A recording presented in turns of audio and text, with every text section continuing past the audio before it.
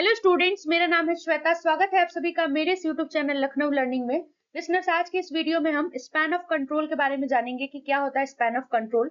तो आइए स्टार्ट करते हैं। तो सबसे पहले आप स्क्रीन पर देख सकते हैं लिसनर्स, स्पैन ऑफ कंट्रोल की बात करें तो क्या होता है। तो span of control refers to the number of subordinates that a manager और supervisor can effectively oversee. It is a key concept in organizational structure and management, influencing communication, decision making and overall efficiency. Here an overview क्या बताया गया, span of control क्या होता है। जिसमें बहुत सारे नंबर ऑफ सबऑर्डिनेट्स होते हैं, जो कि कह सकते हैं कि एक मैनेजर हो सकता है, सुपरवाइजर हो सकता है, जो कि सारी चीजों को बहुत ही अच्छी तरीके से देखता है। ये की कॉन्सेप्ट है ऑर्गेनाइजेशनल स्ट्रक्चर का और मैनेजमेंट का।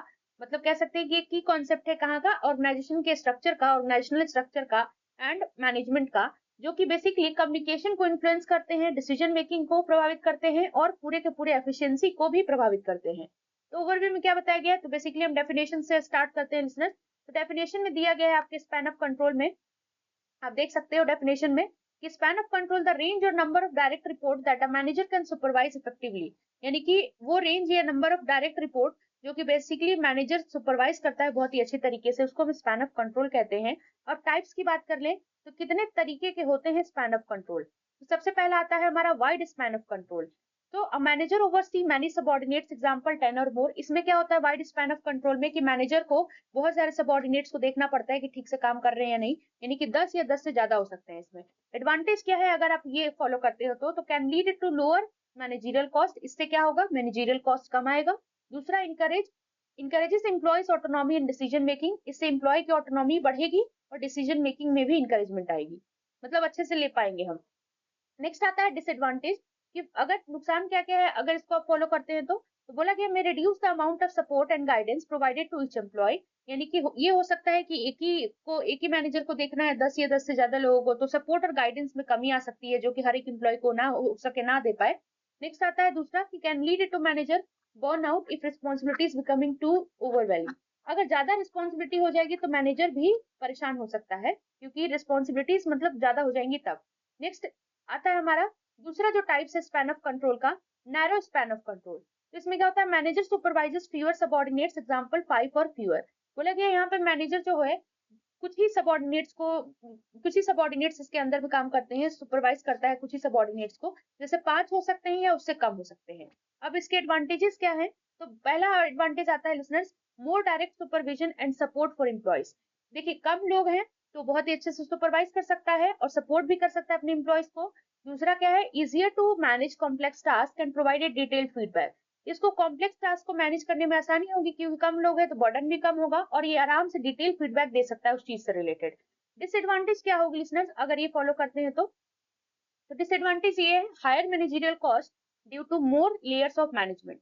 ज्यादा मैनेजरियल कॉस्ट आएगा क्योंकि ज्यादा यहाँ पे लेयर्स ऑफ मैनेजमेंट हो जाएंगे, क्योंकि भाई अब एक आदमी के अंदर 5 लोग हैं तो और भी तो बहुत सारे लोग होंगे, तो जिसके अंदर मैनेजर के अंदर काम करेंगे तो बहुत सारे मैनेजर्स होंगे, तो ज्यादा लेयर्स ऑफ मैनेजमेंट होगा तो मैनेजरियल कॉस्ट बढ़ जाएगा।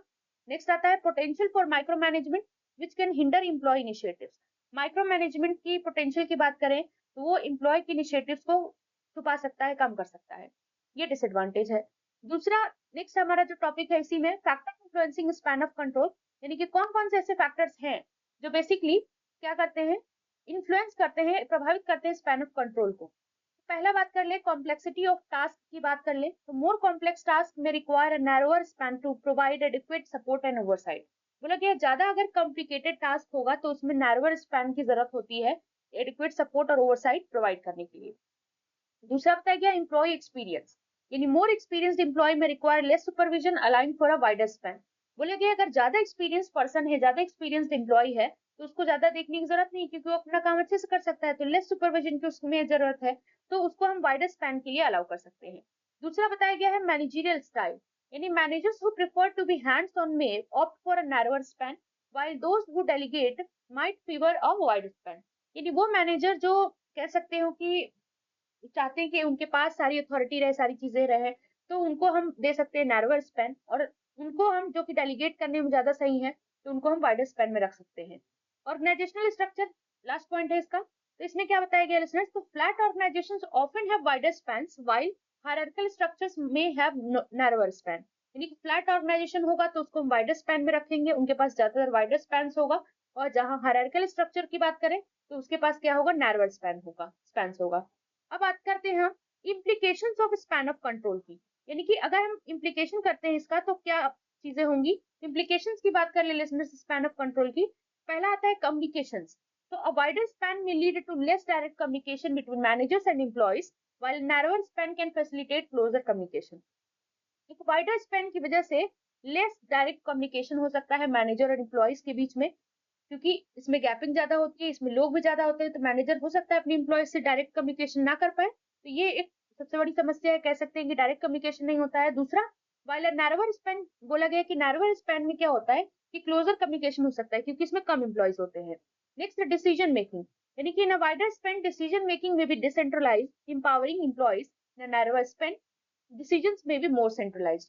बोला गया वाइडर स्पैन की बात करें तो डिसीजन मेकिंग ज्यादा डिसेंट्रलाइज होगा, यानी सबके पास डिसीजन लेने की अथॉरिटी होगी, पावर होगी, जो कि एम्प्लॉयज को एम्पावरमेंट भी करेगा। लेकिन नैरोअर स्पैन की बात करें तो डिसीजन सेंट्रलाइज होगा, किसी एक के पास होगा, वही जो बताएगा वो करना होगा। एम्प्लॉयज मोराल, एम्प्लॉय की मोराल की बात करें तो employees in a wider span में feel more empowered, while those in a narrower span may appreciate the guidance but feel less autonomous. बोला कि जो वाइडर स्पैन में जो एम्प्लॉयज होते हैं वो अपने आप को ज्यादा उनका मोरल बूस्ट होता है, मोर एम्पावर्ड फील करते हैं, जबकि जो नैरोअर स्पैन में जो होते हैं वो उनके गाइडेंस को तो अप्रिशिएट किया जाता है, लेकिन वो उनके पास लेस ऑटोनॉमस वो लोग फील करते हैं। नेक्स्ट आता है हमारा कंक्लूजन्स की बात कर ले तो लिसनर्स कंक्लूजन्स फिफ्थ पॉइंट, यानी कि इसके लास्ट यही है। कंक्लूजन्स की बात कर ले तो क्या कंक्लूजन निकला इसका। तो पहला आता है finding the optimal span of control is crucial for effective management. It requires balancing the need for supervision and support with the desire for employee autonomy and efficiency. Organization may adjust their span of control based on the factors mentioned above to align with their strategic goals and operational needs. बोला गया है कि optimal span of control find करना बहुत ही crucial है effective management के लिए। इसमें बैलेंसिंग की जरूरत पड़ती है, जिसमें किसमें आवश्यकता पड़ती है, सुपरविजन में और सपोर्ट में, जिसमें एम्प्लॉय की ऑटोनॉमी और एफिशिएंसी की डिजायर होती है। बोला गया ऑर्गेनाइजेशन एडजस्ट करता है अपना स्पैन ऑफ कंट्रोल, जो कि बेस्ड होते हैं कुछ फैक्टर्स पर, जो कि मैंने अभी आपको ऊपर बताए हैं, जो कि बेसिकली किससे लिंक्ड है, उसके स्ट्रेटेजिक गोल से लिंक्ड है, यानी कि देयर स्ट्रेटेजिक गोल से और उसके ऑपरेशनल नीड से, यानी कि एंड ऑपरेशनल नीड से उसके लिंक्ड है। तो आई होप लिसनर्स कि ये आपको समझ में आ गया होगा। तो बेसिकली किस चीज की बात, देखिए कोई भी ऑर्गेनाइजेशन हो आपको गोल और ऑपरेशनल नीड्स ये सारी चीजें तो मिलेंगी। तो लिसनर्स इसमें बस इतना ही था कि बेसिकली आप कंक्लूजन में लिख सकते हैं कि हमारे स्ट्रेटेजिक गोल्स के लिए है एंड ऑपरेशनल नीड्स के लिए। Thank you for listening.